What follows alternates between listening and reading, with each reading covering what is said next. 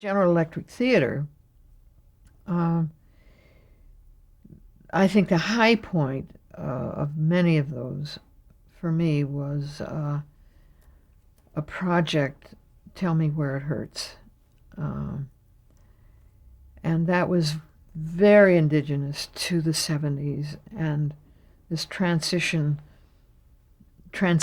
year of 1973, which to the 60s was 1962, and with the assassination of Kennedy. Well, the, the 1973 Equal Opportunities Act was profound in terms of women.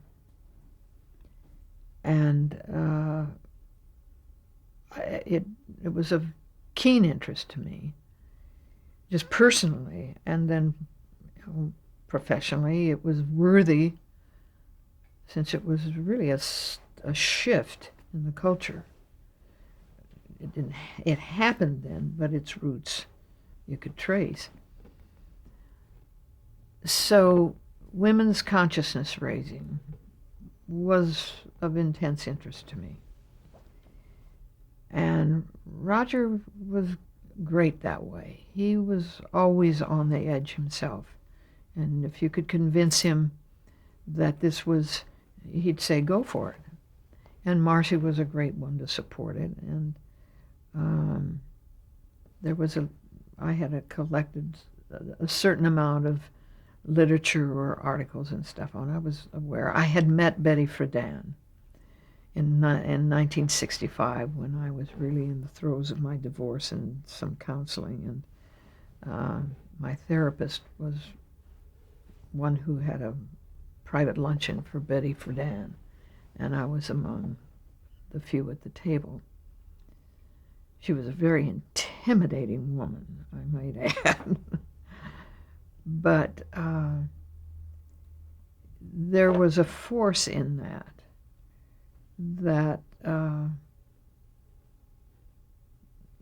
you respected, and that was respected, and Roger got it. So there was probably the genesis of it, but by the time I got into Roger, in that period, I was really interested in seeing if we couldn't create something dramatically around that for GE theater. So he encouraged me to move an idea along. It was just a premise of an idea more than anything. It was just some of the statistical stuff that was coming out, and there would be some kind of narrative report, excuse me, a narrative report around those statistics, but I just got interested. What did the statistics regard? Well, it began to chronicle the evidence of women's consciousness-raising groups. They were emerging. They became a critical mass later, and they were common. But it was at that very spawning of anything as daring as a group of, blue-collar women sitting in a living room and daring to talk about anything other than meals, school, chores. What did they feel? How were they dealing with those feelings? How was it reflecting in the societal structure of family and relationship to working? All of that began to shift in that period. So I had read an article, and Roger said, okay, go ahead. I didn't know if he was being patronizing or not, but he was good that way. If you could convince him that there was a movie and it fit the parameters of your series, in that it fit within G theater.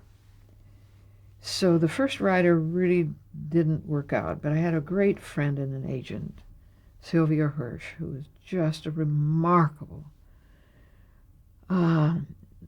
human being, and agent second. But she would always come by. I remember saying this at her memorial service. it was always the first thing she asked anyone, how can I help you? How can I help you? And I said, Sylvia, help me with a writer on this idea, or I'll never get it going. And that was my introduction to Faye Canaan. And it was another milestone in my life. It's always personally imbued by the professional moment. I was so enriched by this wonderful coming together. And Faye loved the idea. She loved the idea of what this little tiny embryo of an idea was about.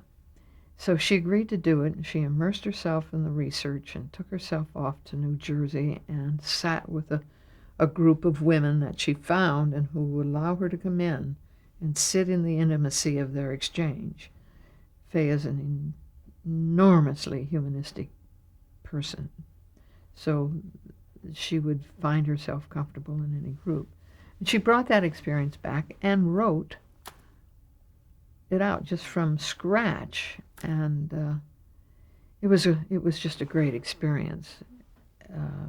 Very successful film, and one of the first in that genre of dramatic films about women in the context of what became women's liberation.